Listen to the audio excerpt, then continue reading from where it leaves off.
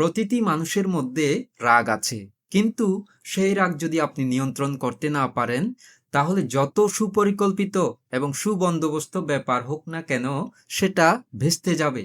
তাই রাগ নিয়ন্ত্রণ করা প্রতিটি মানুষের অতি অতি জরুরি একটা কাজ। কিভাবে সেই রাগ দমন করবেন? প্রথম হচ্ছে মেডিটেশন করা। কোনো একটা জায়গায় ভালোভাবে বসে নিজের মনকে নাকের দোরগোড়ায় কেন্দ্রীভূত করুন এবং গভীরভাবে নিঃশ্বাস টানুন এবং নিঃশ্বাস ছাড়ুন।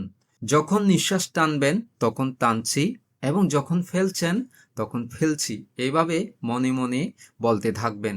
অথবা আপনি আপনার কোনো প্রিয় বন্ধু বা বান্ধবীর নাম স্মরণ করে মনে মনে তার জন্য মঙ্গল কামনা করুন, সে যেন সুখী হয়, নিরোগী হয়, দীর্ঘায়ু হয়। একই সাথে নিজের জন্যও মঙ্গল কামনা করুন, আমি যেন সুখী হই, নিরোগী হই, দীর্ঘায়ু হই। এই ধরনের মেডিটেশন যখন আপনি করবেন, ধীরে ধীরে আপনার মন থেকে রাগের মাত্রা কমতে কমতে একসময় সেটা পুরোপুরি নির্মূল হয়ে যাবে। দ্বিতীয় হচ্ছে, যেখানে রাগের ক্ষেত্র সৃষ্টি হয়েছে সেই পরিস্থিতি থেকে দূরে সরে আসুন। যখন আপনি সেখান থেকে সরে আসবেন, তখন আপনার উত্তেজনা আর বাড়বে না এবং একসময় মনটা শান্ত হয়ে যাবে। তৃতীয় হচ্ছে ইতিবাচক মানসিকতা লালন করা। রাগ করলে আমরা সব সময় সবকিছুকে নেগেটিভ ভাবে দেখি, কিন্তু যখনই আপনি ইতিবাচকতার চর্চা করবেন, তখন মনে মনে এক সময় উপলব্ধি হবে যে আরে, এটা তো অল্প কিছু সময়ের মাত্র, এক সময় এটা চলে যাবে।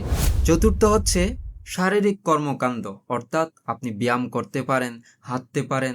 এভাবে শারীরিক পরিশ্রমের মাধ্যমে মস্তিষ্কের মধ্যে সুখের হরমোন উৎপন্ন হয়, যেটা আপনার রাগের অনুভূতিকে প্রশমিত করে।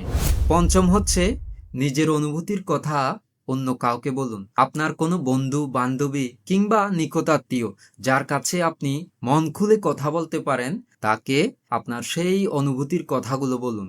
যখন আপনি সেগুলো তার সাথে শেয়ার করবেন, তাহলে দেখবেন ধীরে ধীরে আপনার সেই মানসিক চাপটা কমে যাচ্ছে। প্রথম পদ্ধতি সহ বাকি চারটি যদি আপনি 3 মাস ধরে চর্চা করেন, তাহলে আপনি নিজেই বুঝতে পারবেন আপনার রাগের মাত্রা অনেক কমে গেছে। ভবতু সব্যমঙ্গলং।